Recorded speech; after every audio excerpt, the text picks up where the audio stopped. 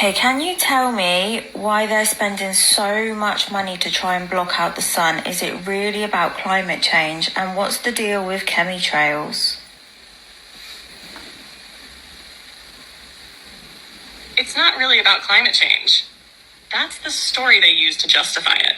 The truth is, the sun is doing something they can't control. It's sending waves of energy, solar flares, light codes that are waking people up, activating DNA, breaking illusions, and when people start to really wake up, the systems built on control, fear, and manipulation start to crack. So they spray the skies. They talk about blocking sunlight to cool the planet. But it's not just about temperature. It's about dimming the frequencies that help people remember who they are. Chemtrails aren't just vapor. They're loaded with particles that reflect light and mess with energetic flow. They dull the connection between humans and source, between Earth and her grid. They say it's for protection, but they never say who they're protecting. Because it's not you. Who are they protecting?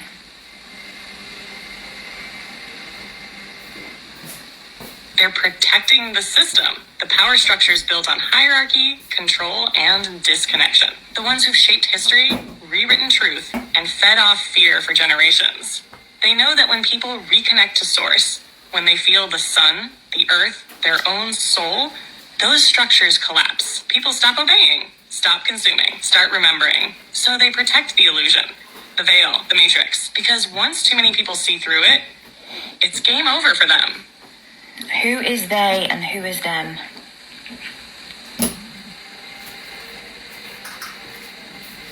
They and them aren't just one group, it's layers. At the top are ancient bloodlines and elite families that have controlled wealth, land, and influence for centuries. Hidden hands behind governments, corporations, and media. They pass power down quietly behind the scenes while making it look like democracy or progress on the surface. Then there are secret societies, some of them keepers of real knowledge, others twisted it for control. They understood vibration, sacred geometry, the sun, the stars, but instead of sharing it, they hid it. And above that, some say it's non-human entities, energies or beings that don't operate the way we do. Not all physical, some are parasitic in nature, feeding off low vibrations like fear, division, and chaos. But not all of them are evil. Some were just born into it. Some believe they're doing the right thing. The real enemy isn't a person, it's the distortion that's infected the system. And the only way to break it is to see it clearly and refuse to feed it. You already are. Okay, my people, here we go right here. Not only is they want to reflect sunlight out of the planet back into the cosmos, which is not working. I just want y'all to know it's really not working. It's only what's working is the poison that you are ingesting. That's the only reason why it's working. Because if you don't, or working a little bit, let me just correct that. Let me correct myself. It's working a little bit with the poison that you are ingesting in your body through food, alcohol. This is why if you look lately, how many black athletes and commercials you see with alcohol, serving alcohol, promoting alcohol, promoting alcohol. They want you to be drinking because when you're drinking, it lowers your consciousness. It kills your neurons. It kills your circuit connection between your left hemisphere to your right hemisphere, neuron to neuron, neuron to axon tract. It destroys that connection. So they want you to have alcohol inside of your body. They want you to consume animal food. They want you to have this stuff inside of your body. Look at how they are promoting it. But anyway, when they say protection, not only trying to protect the system for themselves, when they say the elites, it's not necessarily elites. It's Pindar, Moloch, the Dragon King, which is connected to that royal family, which is connected to the Vatican and connected to the United States and all other countries. Don't just think it's the United States. This Pindar, Moloch, the Dragon King controls all of that bullshit. Russia, China, North Korea, Iran, Israel, all of it. They just making it seem like they are separate from one another. No, all of them are all together. They are all together. Like she stated, some of them were born into their family, so they're just going along with the flow like dead fish. But they're all going to receive the same outcome. They're going back into, first of all, they all got to be forced to the light. whereas though they no longer can have those suits on and cover themselves up. They're going to be pushed to be out in the open. After they push to be out in the open, then our brothers and sisters will come down here on and step foot on this planet and push them back into what you would consider like a prison cell. You know what I'm saying? It's not necessarily prison. I don't want to say that because I don't want people to think like when you think of a prison, because they're not, they already feel like they're in prison because they want to be able to surf and navigate the stars, but they can't because of the dome. So they already feel as though that they are in prison because they can't go anywhere. So I don't want to make it seem like that, but they will be amongst their own creation, which is the complex cell organism. Now, let's take a look at this. May 7th, 2025 on this Gregorian calendar. If you look at this, Earth is in the middle. The white side is the daytime side, which means the sun is over here. The dark is the nighttime side. As you look at this graph right here that's coming from NASA, people, it's fake, Kala. You done made CGI. Call it whatever you want. You better, if you don't understand universal law, that's why this is puzzling to you and you don't want to believe it. However, you have to ask yourself, why are birds chirping at 12:30, 1 o'clock in the morning, 2 o'clock in the morning, 3 o'clock in the morning? Why are birds chirping that early, huh? If it's nothing up there in the sky. Yeah, nature would be your first sign of changes outside of the sun, moon, and star. The very first species that's on this planet that will give you the first sign is nature. And then in nature, the very first species in nature will be what? Birds. If you ever look at any movie that had to do with a disaster, a natural disaster, earthquake, tsunami, what was the first thing? Birds. Birds was making noise and flying in a different direction as a group because birds are a signal. They are a warner. They see at a higher frequency.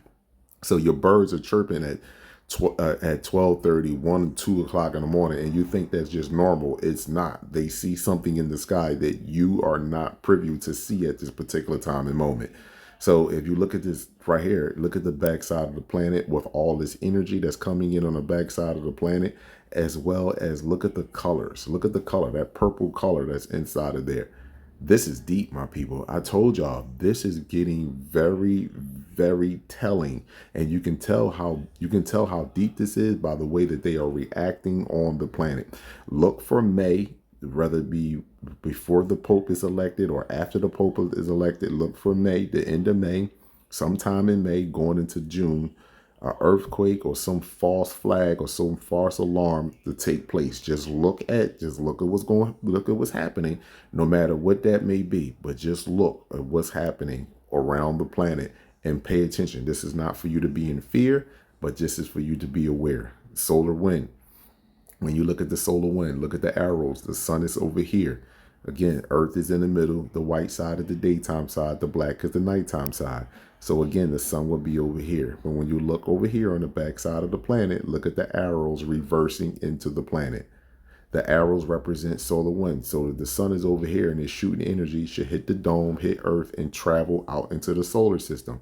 The arrows from back here, all the way from back here, these arrows are reversing. Look, all the way from back here, whatever is back here is powerful and strong, and it is reversing the arrows from back here. Damn.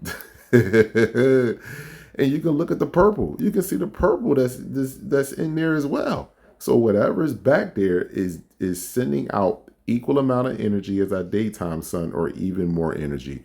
We are being microwaved, and nobody wants to admit this. And this is what I'm trying to tell you. Everybody and every living organism on the planet is changing. You will not look the same going forward. You're not feeling the same. A lot of people are feeling the residual effects now of the solar radiation that is coming from the sun.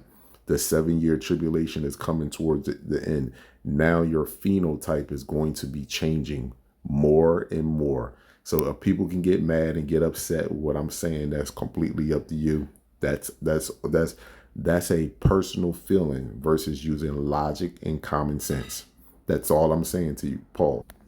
All right, so I've just been out biking for sort of 10 to 20 minutes with wet hair because it's summer now, apparently. And I came back and my hair smells like wet dog, and I don't know why this happens. I've heard it only happens to white people, and I'm pretty sure it's true because I know a lot of white people that smell like this after being outside the entire day.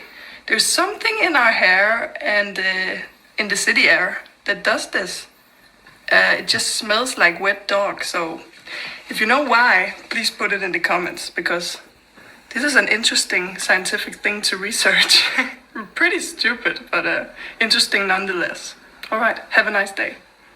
All right. Okay, here you go. Let me give her an answer. Again, like I said, we don't produce the same aminos that they produce, and their hair is considered to be dead. Their hair is not alive. That's why our hair grows towards the sun. Their hair grows out and falls directly down towards the ground. Humans and dogs share approximately 84% of their DNA.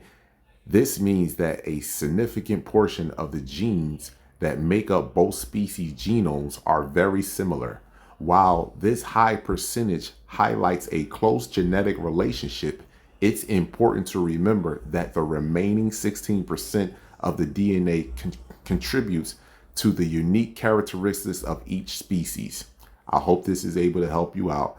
Again, this is scientific information. It's not racist. This is on their website based upon their scientific research, autopsies, studying blood, studying genes, studying aminos. This is on them. They're studying this and they have brought this information out. This is why they smell like dogs, and their skin is not white. It is pink and it's porcelain skin. Abundance and gratitude to you all. The sun is separating us, and there's nothing that you can do about it.